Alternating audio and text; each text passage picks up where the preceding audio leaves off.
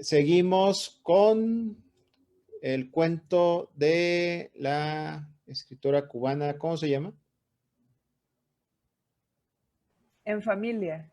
En familia. ¿Alguien sabe algo de esta escritora? ¿Algo que nos quieran platicar de ella? John primero y si falta yo comento. Dale.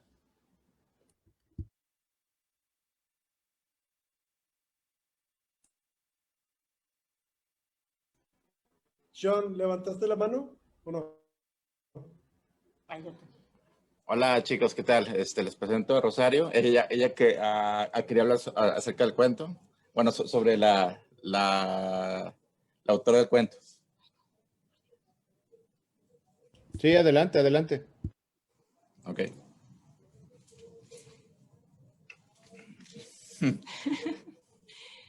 Bueno, quería solo hablar sobre la biografía principalmente, ¿no? Es autora cubana, nacida el 17 de enero en la ciudad de Cienfuegos en 1936, que fue algo muy importante, bueno, como autora cubana, porque no solamente era escritora de cuentos, también fue poetisa, fue pintora, y fue como una pionera en las mujeres en la época, porque ya sabemos que en esa época las mujeres no tenían tantas virtudes y tantos apoyo por parte de los gobiernos. En ese momento en Cuba, que estaba sufriendo por varias guerras, varias situaciones de opresión, y además la mujer cubana era oprimida como el resto de Latinoamérica y el mundo, ¿no? En Europa también, pero bueno, eso, principalmente hablar sobre eso, nada más. Ok, ¿sí escucharon? Sí, perfecto. Qué bueno. ¿Tienes algunos otros textos de esta escritora? Es una escritora conocida. Sí, fíjate que sí, que tiene cuentos muy bonitos con los que ganó incluso premios como La Casa del Vedado, que son historias muy interesantes porque narran mucho sobre las historias de la vida del cubano, ¿no? Sobre todo en La Habana, precisamente en donde se desarrolla en la comunidad del Vedado. Todo lo que encerraba de la época está pues, bastante bonito, bastante interesante. Que si la conociste, te preguntando. ¿A quién? Sí. ¿Sí la conociste? Sí. Bueno, como ya escucharon, a Rosario es de Cuba, que sí conoce un poco más de eso. Sí, yo conozco escritores cubanos de novela policíaca, a Justo Vasco, por ejemplo, pero no tenía experiencia bueno, y a Alejo Carpentier, Nicolás Guillén, ¿no? A los que todos conocemos, vamos. Pero no conocía a esta escritora, fue interesante descubrirla. Sí, es muy bonito. Yo soy muy de Onelio Jorge Cardoso, me gusta mucho más sus cuentos, son más naturistas, más cuentos infantiles también, igual que esta escritora que no tiene tantos cuentos como del estilo del horror, del terror, pero sí tiene muchos cuentos infantiles y bastante interesantes sobre la vida y la política de Cuba. Interesante. ¿Alguien nos quiere platicar la sinopsis? ¿Puedo decir algo más de esta mujer? Sí, adelante. Ella, cuando yo estaba en la Facultad de Ciencias de la Comunicación aquí en Monterrey, vino aquí. Yo no sabía que ella era escritora. Fue en 1998, 99, creo. La trajeron a un simposio de comunicólogos. Digo que yo no sabía que era escritora porque lo que sé que era periodista y la trajeron para dar clases de periodismo.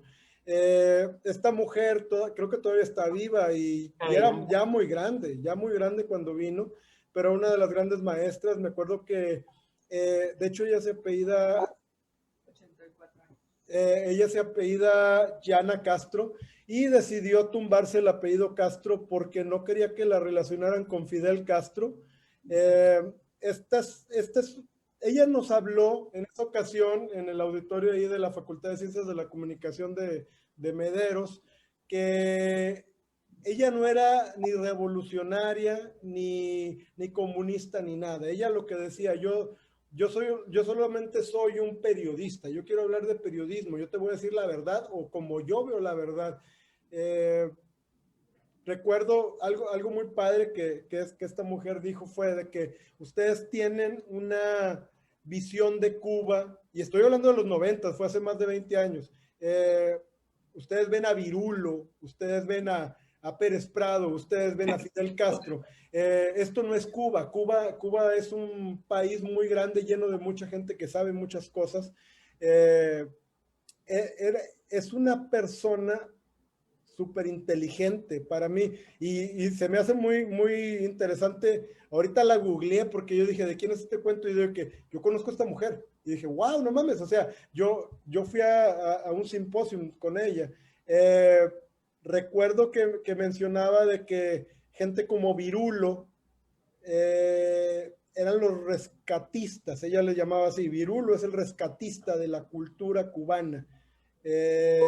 Para ella Virulo era como tan importante como José Martí o como cosas, estoy hablando de trova comparada con literatura, pero para ella era lo mismo. Ella le tocó andar en muchos países, al menos eso nos dijo, fue maestra en Angola, aprendió varios idiomas africanos para dar clases de periodismo. ¿Cómo putas aprendes un idioma siendo cubano? ¿Cómo aprendes? Déjame aprendo un idioma Rosario sabe francés y inglés y... Árabe. Bueno, esta señora hablaba perfecto francés e italiano, pero a la vez era de que yo me puse a aprender la lengua de Senegal, la lengua de Angola, porque me iban a contratar para ir a dar clases a África y decíamos nosotros, wow, o sea, ¿cómo haces eso? ¿Por qué vas a África? Estuvo también en Asia, estuvo en China. Estuvo en algún, y de que dijo, yo tengo que aprender chino y tengo que aprender cantonés porque yo quiero dar clases, yo no les voy a ir a China a hablar en español, yo quiero ir a China a hablarles en chino. Y esto lo hacía esta señora, esto lo hace. Me acaba de decir Morgan que tiene 80 y tantos años, casi 90. Y es, o sea, yo me siento muy impactado de cómo me impactó allá en mi adolescencia haberla conocido y todas las cosas que habló del mundo. Y ahora ver que también era escritora, yo no lo sabía. Conozco muchos cubanos, generalmente maestros muy buenos, doctores de medicina, pero el área cultural fue muy negada y por eso ella decía que ella se tiró su apellido Castro porque no quería que la relacionaran con Castro. No era amiga de Castro, era como un frenemy, como amigo o enemigo.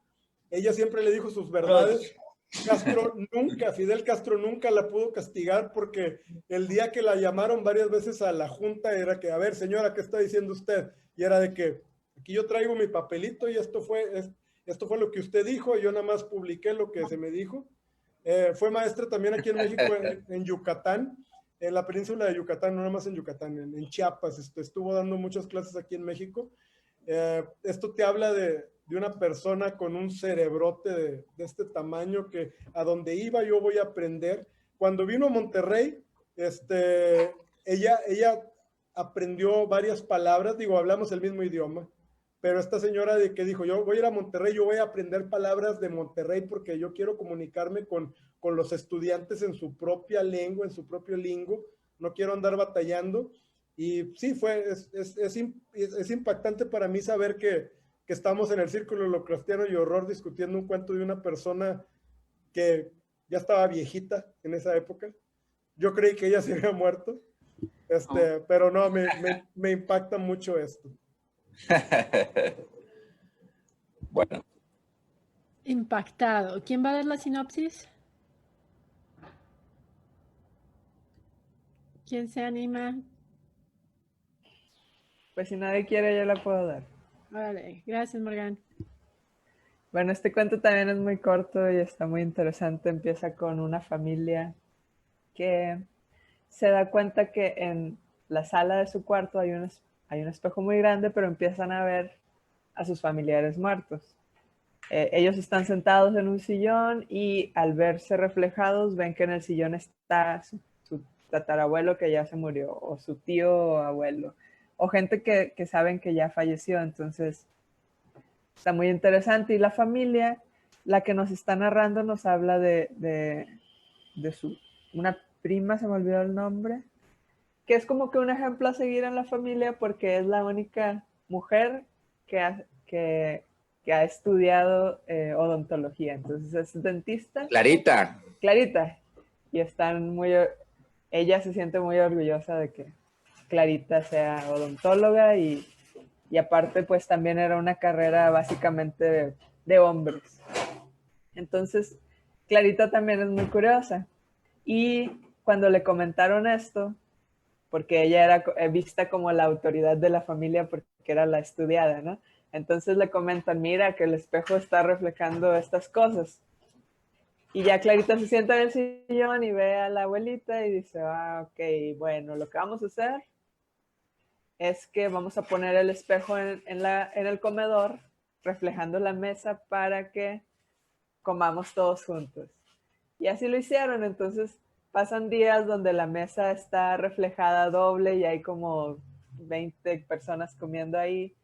Y ella nota que la comida de los que están en el espejo se ve un poco descolorida, todos están muy pálidos. Habla de un tío que era muy rollizo, muy gordito y se ve todo pálido, extraño, porque pues él era, pues como estaba muy gordito, siempre estaba así enrojecido y allá en el espejo, ya muerto, se ve extraño, tan pálido. Y entonces nadie tomó en cuenta que Clarita estaba sentada justo junto al espejo. Entonces, como ella, el espíritu de investigación y todo esto, un día agarró del plato de atrás del espejo le dijo a su tía que estaba sentada ahí al lado de ella, su tía muerta, le dijo, pásame la ensalada, a ver qué pasaba. Ya habían intentado hablar, pero pues no transmitía ninguna palabra a la gente que estaba en el espejo. Pero entonces ella le pide la ensalada a su tía y la tía, que era muy enojona como quiera, se la pasó y ya, entonces ella le da un mordisco a la lechuga que está ahí toda despintada y entonces todos se le quedan viendo y de repente se va perdiendo como que el aire y empieza a palidecer y muere en ese momento. Entonces pues todos ya estaban muy asustados y pues van a celebrar el velorio, bueno, celebrar, no, entristecidos al velorio y todo esto. Y ahora la narradora, que tampoco recuerdo cómo se llama, está sentada junto al espejo y cuando están comiendo ella dice de que, no, pues ahora estoy viendo que mi prima Clarita, que ya está en el espejo, porque ya está muerta, está tratando de tentarme con comida. O sea, me está ofreciendo una piña que se ve bien despintada y como a mí me gusta la piña bien ácida, yo sé que esa va a estar muy rica. Entonces, no la quiero comer porque ya sé que me voy a morir, pero ahí está la tentación y así termina el cuento. Muchas gracias, Morgan. ¿Alguien que quiera hacer el primer comentario sobre el cuento?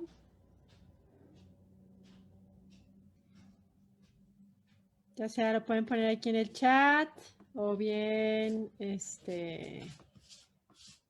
levantar la mano. A ver. A ver, Roya.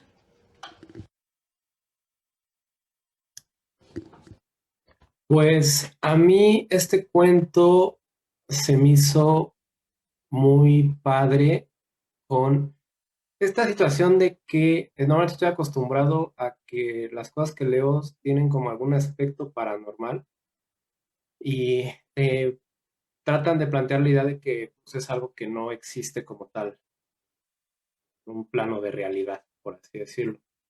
En cambio, en este cuento te pone una situación cotidiana, familiar, de una cuestión paranormal, en este caso el espejo, que refleja a la gente muerta, pero por más extraño que sea, te lo pone o te lo trata de poner en esta cuestión como muy familiar, ¿no? Que es un espejo en donde se ven las familias muertas, que se les hace raro, pero no va, a mi parecer no va más allá de solo una cuestión extraña.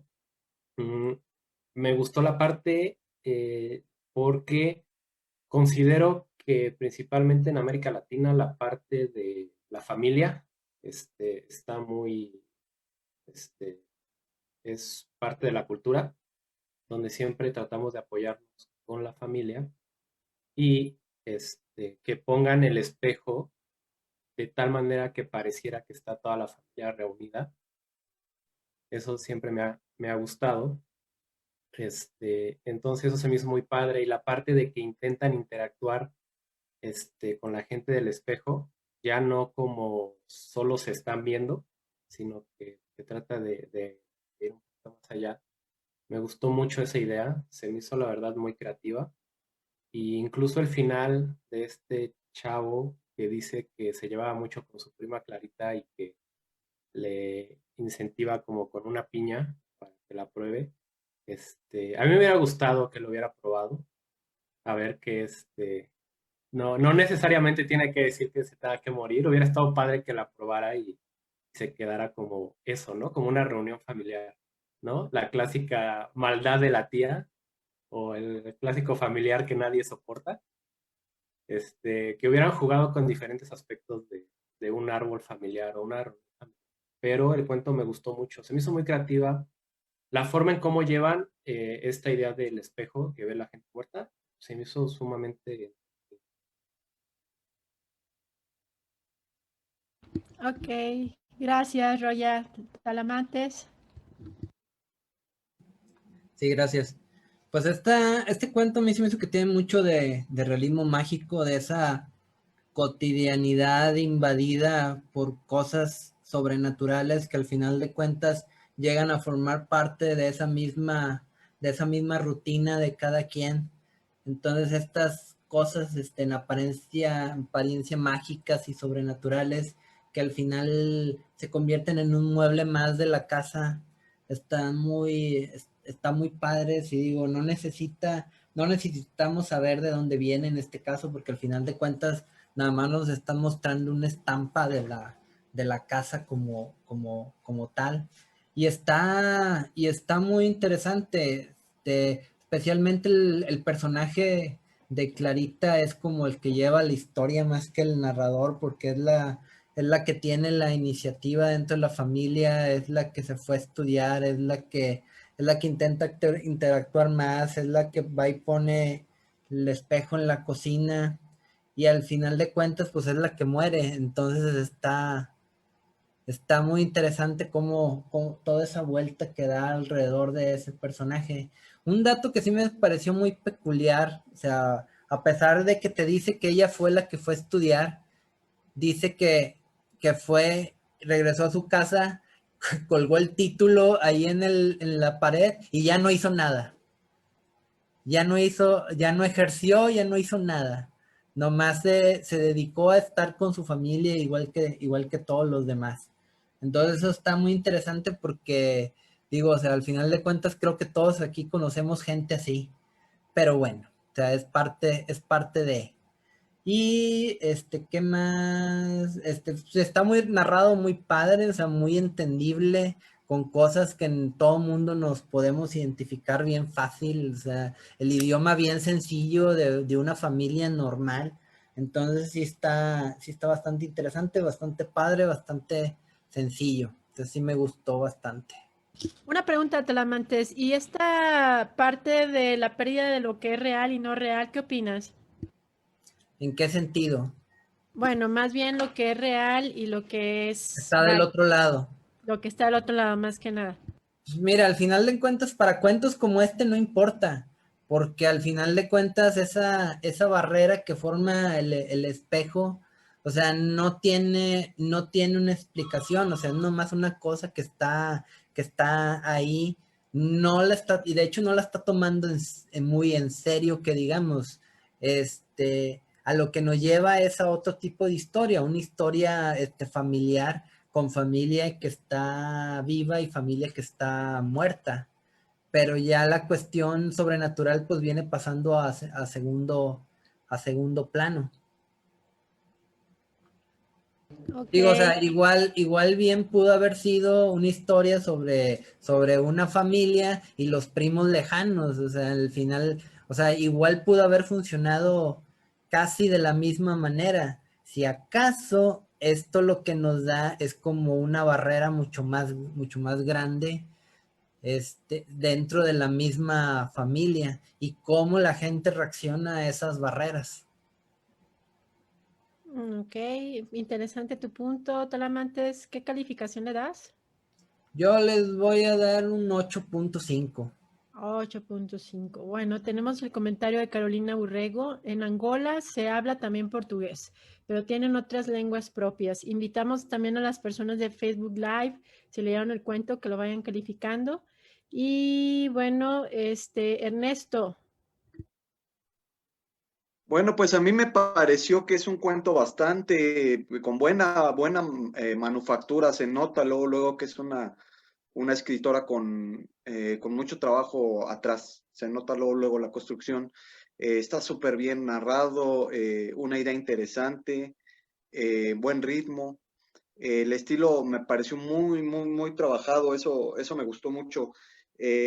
Yo encontré 3 temas que me llamaron la atención en el cuento. El primero es cómo trata por llamarle de alguna forma, esta cubanidad, por llamarle de alguna forma a la forma en que los cubanos son.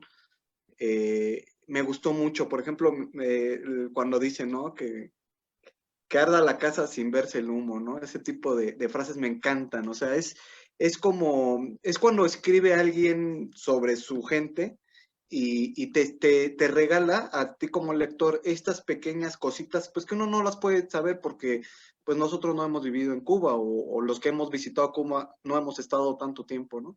Entonces, esa parte me gustó mucho, que nos deja entrar a esa intimidad de las letras cubanas, por llamarle de alguna forma esa idea que quiero dar, ¿no? Esa parte me gustó mucho. De la historia me gustó mucho cómo construye la normalización de lo extraño. O sea, de repente se dan cuenta que en el espejo están sus muertos y de repente se va normalizando. Entonces, tal vez hasta podríamos pensar que trabajó con una metáfora de algo más. Yo como soy bien mal pensado, pues luego pensé en la metáfora de la normalización de la falta de libertad, por ejemplo, ¿no? No lo sé, por ponerles algún ejemplo. Esos muertos en el espejo y cómo para ellos ya es normal ver a unos espectros que ya están muertos ahí todos los días y sentarse a comer con ellos. Tal vez es una metáfora de algo pues más terrible que sucede en la isla. No lo sé. Ahí lo dejo, pero se me hizo muy interesante cómo lo construyó.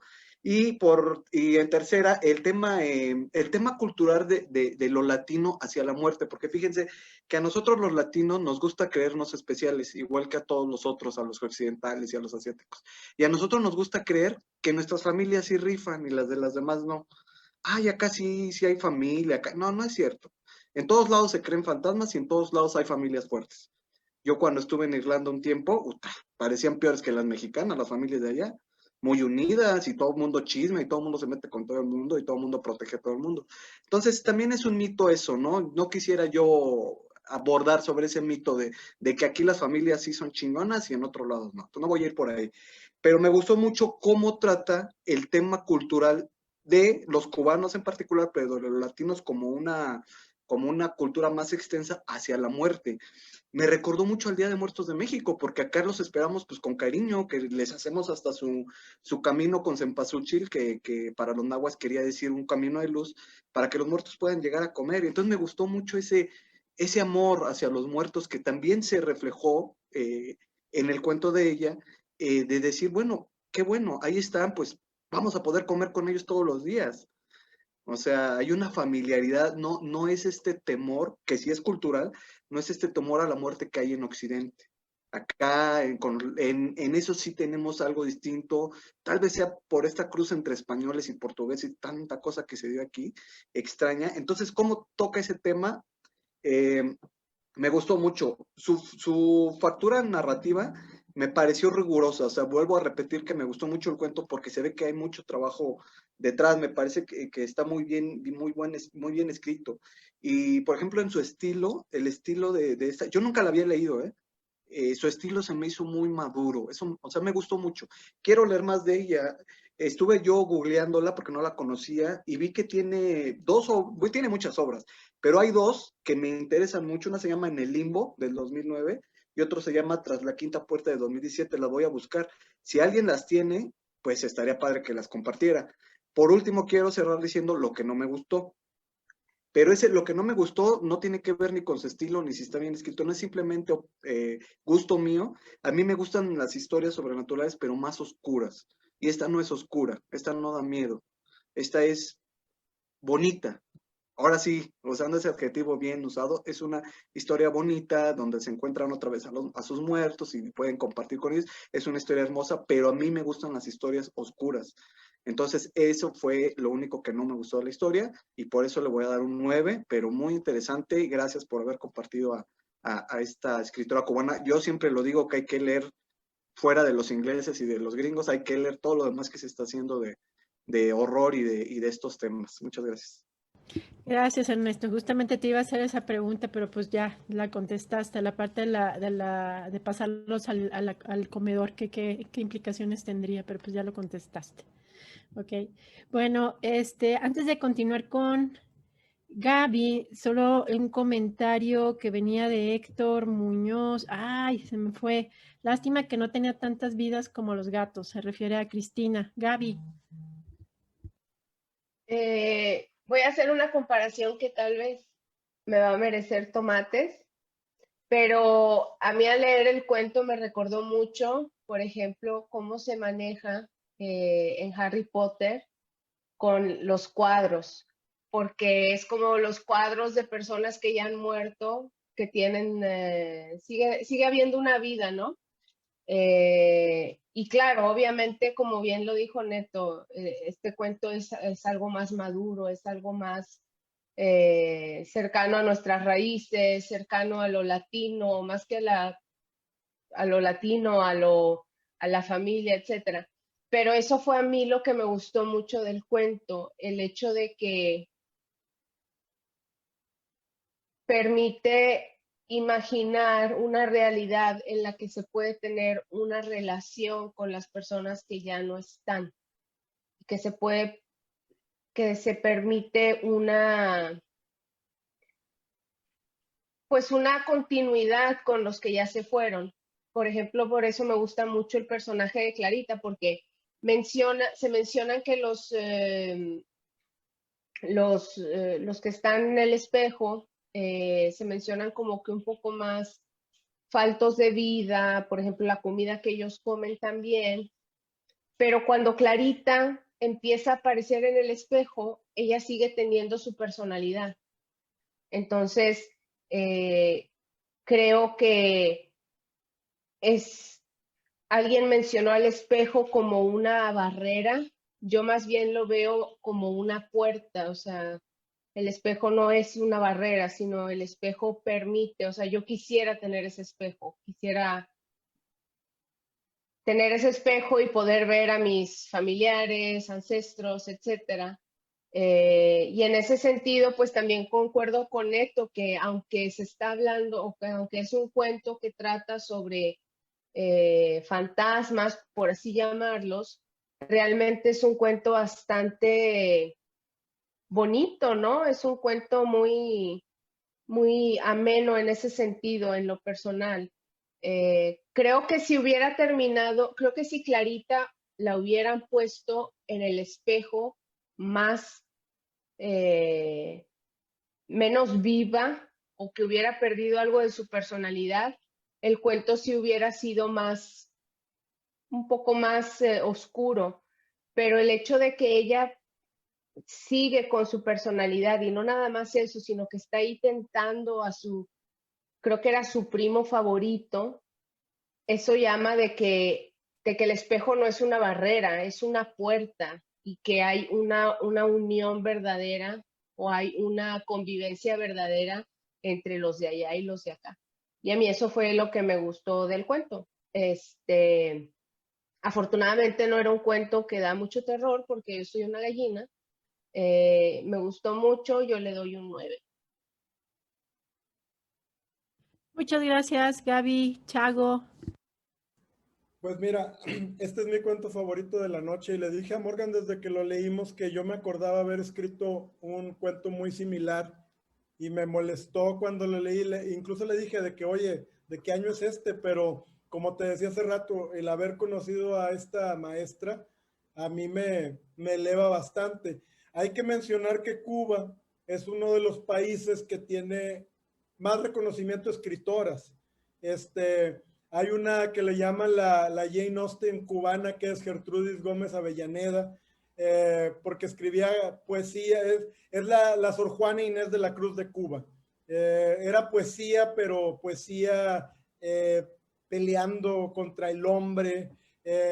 Dulce María Gallegas, Carla Suárez. Cuba tiene demasiadas escritoras, demasiadas. O sea, las mujeres cubanas siempre han querido plasmar su obra y a mí lo que se me hace muy interesante que esto es una conexión. Nosotros tenemos aquí en México a Ángeles Mastretta que con este tipo de cuentos, te cuento de mi familia, y si tú eres un poco perspicaz vas a captar la pimienta que te están metiendo ahí, la obra, no solo es la familia, sino el machismo, sino la política social, y la mujer se tenía que quedar callada. Entonces yo no siento que Clarita sea, digamos, una perdedora porque, no, pues ya estudié, ya vengo a la casa a tejer, porque eso es lo que iba a hacer a la casa, tejer. Yo no, yo creo que es simplemente porque lo tenía que hacer. O sea, yo tengo que hacer esto como mujer, yo tengo que comprobarles que yo puedo estudiar y yo puedo traer un título profesional, y cuando yo quiera, yo voy a ser dentista aquí en el pueblo, no sé, en Bahía de Cochinos, o donde le llames este pueblezucho que es donde se desarrolla esta trama. Sin embargo, Clarita, por ser tan metiche, por andar ahí viendo lo que no le incumbe, va y rompe todo el esquema familiar de nuevo. Lo rompió siendo un médico y lo vuelve a romper. A ver, tía, páseme la ensalada.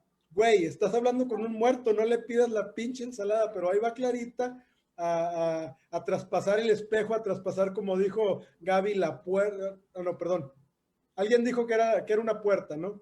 Y yo voy a traspasar esa puerta, yo voy a andar de metiche, y ya fue y se murió. Para mí sí es horror, porque no lo debió haber hecho. Si ella fuera un poquito más inteligente, que lo es, pero si fuera un poquito más maliciosa, no hubiera andado ahí metiéndose en cosas que no debe. Entonces, Chago, ¿nunca has tenido así como esa curiosidad por qué hay del otro lado? la verdad no, o sea, no, porque cuando yo escribí el cuento que te digo, a mí me da mucho miedo. O sea, si cuando yo era niño me acuerdo de que decían que en casa de mi tía Betty, en paz descanse, desde los 80s, había un espejo y ella se aparecía. O sea, tú te estabas peinando y llegaba la tía Betty y se paraba atrás de ti. Güey, yo al chile yo no quiero hablar con mi tía Betty. Pero Clarita no solo traspasó esta cotidianidad, como se le llamaba. O sea, Clarita fue, oye, pásame la ensalada. Y no solo eso, se la come. Y se quiere llevar al primo. O sea, esto es terror puro, pero terror de rancho. A mí me gustó mucho, por eso me recuerda mucho el terror mexicano, el terror de las brujas de acá del norte y todo eso. Y fue mi cuento favorito. Indiscutiblemente un día, si quiero leer más de la maestra Elena, porque les digo, yo la conocí y cuando la conocí como una maestra me pareció impactante. Yo no sabía que era escritora hasta ahorita. No, mañana voy a descargar ilegalmente todos los cuentos que me encuentre en internet de un 10. Ya me cayó. Se hace que dices eso porque hay invitada por aquí, ¿no? De allá de Cuba, pero bueno. A ver. No, sí conozco muchos cubanos. A mí, hablando de literatura cubana, me gustó el cuento porque me pareció parecido o cercano a un escritor cubano que me gusta mucho, Reinaldo Arenas, en cuanto a esta confusión o esta intersección entre realidad y mundo fantástico o mundo alterado, ¿no? Pero muy muy cotidiano, muy de andar en casa, muy sin otra, porque así es la realidad, pues. O sea, una irrealidad que es cotidiana, vamos a ponerlo así. Pero a diferencia de Reinaldo Arenas, más sosegada, más pausada, más contenida, ¿no? Entonces, eso me agradó. El cuento me parece bien ejecutado, bien cerrado. Me parece que está dentro de, no sé si del realismo mágico, pero sí dentro de una muy peculiar manera de ver esta frontera muy sutil entre el mundo de los vivos y el mundo de los muertos. Y me agradó. No lo catalogaría como un cuento de terror, no, más bien no como un cuento de horror, posiblemente de terror para alguien. A mí no me provocó terror ni horror, pero se puede considerar así como un cuento de fantasmas, pero no tradicional, pues no está buscando provocarte una emoción visceral, sino una reflexión bradburiana, como la de algunos cuentos de Ray Bradbury, donde aceptas y abrazas lo otro, lo extraño, lo fantástico, porque es parte de tu día a día y ya, y no te lo cuestiones. Ok, gracias. ¿Alguien más que quiera opinar? Morgan y luego después John. Morgan y John. ¿Y Ramón no calificó? 9. 9, ok. Sí, a mí me gustó bastante, más que terror de rancho, como dijo Chavo, pues es realismo mágico, entonces está muy padre. Me divirtió, o sea, Clarita no es metiche, es curiosa. O sea, ¿qué hay más allá? O sea, quiero saber, quiero investigar, entonces sí me gustó bastante, yo le doy 10. Gracias, Morgan, por aclarar y clarificar. Don John. Hola chicos, ¿qué tal? A Rosario quiere dar su opinión. Ya saben Es que no, yo no hablo mucho, pero ella sí va a dar su opinión. Yo quería dar mi opinión acerca de que la forma en que escribe este cuento, ¿no? Que parece terror o horror, realmente es la escritora para criticar algo que estaba sucediendo en ese momento en el país. O sea, y de alguna forma no ser ni juzgada ni perseguida por el gobierno actuante, porque a pesar de que era periodista, tenía libertad de expresión. Bueno, nada, y en sí para mí la obra tiene un trasfondo político más que de terror o de horror, en la forma que siempre han estado divididas las familias en Cuba, este pensamiento que tenemos de volvernos a reencontrar siempre que estamos regados por el mundo, y pues en ese momento el espejo lo que representa precisamente eso es una puerta, y entonces solo eso quería decir. Muchas gracias. Ok, después iba a dar su opinión, Abraham. Bueno, el cuento es muy breve. Me gusta que es económico en su desarrollo, va directo al grano. Dice, teníamos un espejo y se veían los parientes muertos del otro lado. Me gusta que al inicio parece como una especie de evento que saca un poco de onda, pero luego se vuelve ya algo cotidiano. Para mí ese fue una especie de brinco como de la fantasía al realismo mágico, porque se vuelve cotidiano. Pero ¿de parte de quién? Tiene que ser esta chica que es como una especie de heroína victoriana, así medio como algo salido de Jane Austen, ¿no?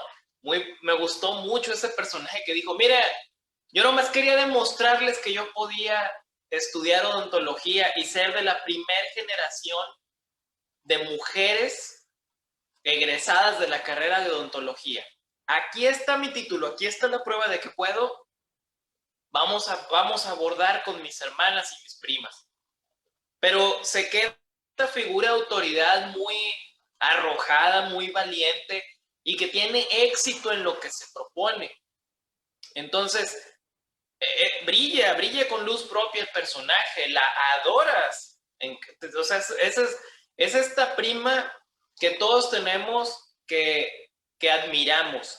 Entonces, me gustó mucho el personaje, cómo llega a esta solución muy lógica, muy de pensamiento, de sentido común. Bueno, pues si en ese espejo se ve la familia y sigue siendo la familia, pero son los que ya fallecieron, pues que estén en la mesa. Y luego todavía este contacto sobrenatural se da con una tía que era muy sangrona. Entonces como que esas dos caras de la moneda, ¿no? La tía así muy distante, muy seca, y ella toda así, arrojada, valiente. Entonces, como dicen, y me parece muy interesante este asunto de que el espejo no era una barrera, sino que era un puente o una puerta que le dice, tía, me pasa la ensalada. Y se la pasa. Me recordó un poco el concepto del chill touch del fantasma. ¿Por qué debes tenerle miedo a un fantasma? Porque si te toca, te congelas de miedo y te mueres. O sea, sí tienen un poder de agredirnos, no solamente son una especie de aparición. Y aquí como que es una especie de interpretación parecida. Sí me gustó. Creo que lo más bonito del cuento es que refleja a la familia típica latinoamericana. Familia grande, diversa, que recuerda a sus ancestros porque los conocieron, porque les platicaron de ellos y que sabemos que tarde o temprano nos vamos a morir y vamos a formar parte de ello, ¿no? Mencionaron por aquí muy atinadamente el asunto del Día de Muertos. Creo que este sería si lo adaptáramos a cortometraje, esto quedaría que ni pintado para una historia que ocurre en Día de Muertos. Y que ese es el día del año en que en el espejo se veían reflejados todos los parientes.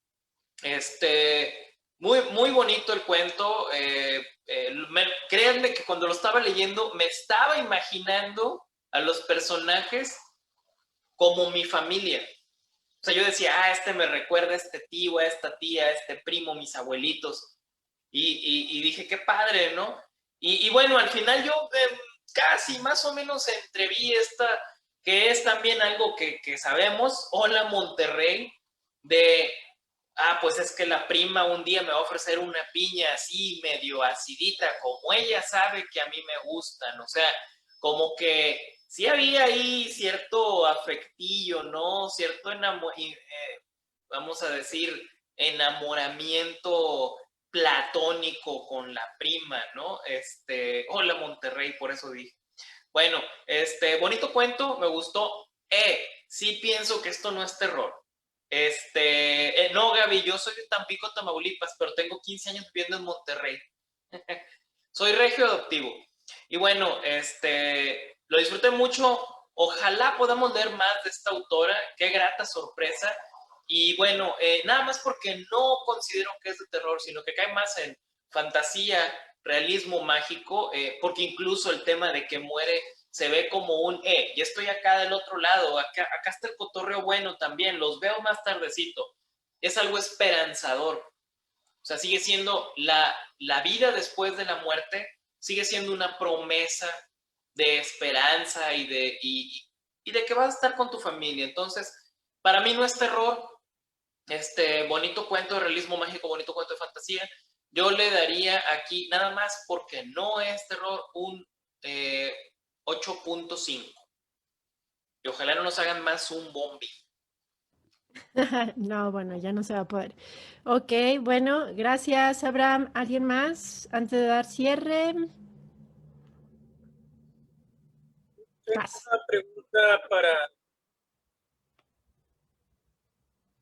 Yo, Mariana, tengo una pregunta para esta chica que nos acompaña de Cuba. ¿Ya celebran el Día de Muertos? ¿No? No, bueno, No, el Halloween, nada. nada de eso. Desgraciadamente antes sí se celebraban muchas cosas y seguimos muy de cerca la tradición mexicana. Nos encanta. Yo creo que sabemos más canciones mexicanas que los propios mexicanos. Y nos encanta mucho la televisión, las historias, sus historias de La Llorona y todas estas cosas bonitas del folclore mexicano, ¿no? Pero no, desde que pues llegó el triunfo nuestro comandante, que ya falleció gracias a Dios, se volvió un país ateo, se perdió todas sus tradiciones y adoptó pues costumbres extranjeras que luego acabaron con nuestras tradiciones, que entre ellas sí celebrábamos cosas así muy parecidas a México, pero ya no. Ok, muchas gracias. Ok, bueno, entonces nos esperamos a la calificación. Nada más quiero calificar y dar un comentario final. A mí me gustó mucho el cuento. Sí pues me agrada esta idea de los espejos y la muerte. Es la primera vez que leo algo sobre esta escritora, pero espejos siendo un portal hacia otro mundo, hacia otra dimensión entre los vivos y muertos, pues ya se ha visto. Me parece que lo empleó de una manera correcta. Me gustó mucho esta tradición familiar, como dije, y pues esa era la pregunta, o sea, si en Cuba tenían estas tradiciones como México, el Día de Muertos, pues hubiera sido excelente, o sea, pero siendo que no tenía conocimiento de esto, pues también tiene su propio mérito. Me gustó mucho, yo le pongo un 8. Ok, antes de terminar, ¿alguien, bueno, que nos pudiera referenciar algún otro cuento que tenga que ver con espejos? Aparte del Orla, por ejemplo, ¿algo Leímos más? uno de Fritz Leiber, que son ¡Ay, ese está buenísimo! El de la bruja. el de la bruja, que es un espejo por donde aparece una bruja y va caminando hacia él, que tiene mucha influencia de Macbeth y Ese de está pues muy la bueno. afición de Leiber, o Lieber, Fritz Leiber, sobre el ajedrez, porque la bruja se va moviendo entre espejos como si fuera un movimiento de caballo. Es muy bueno, ese cuento es muy bueno, de Fritz No, Leiber. no recuerdo su nombre. ¿Alguien más que no sea la película del, ¿cómo era? Oculus, no me acuerdo, pero...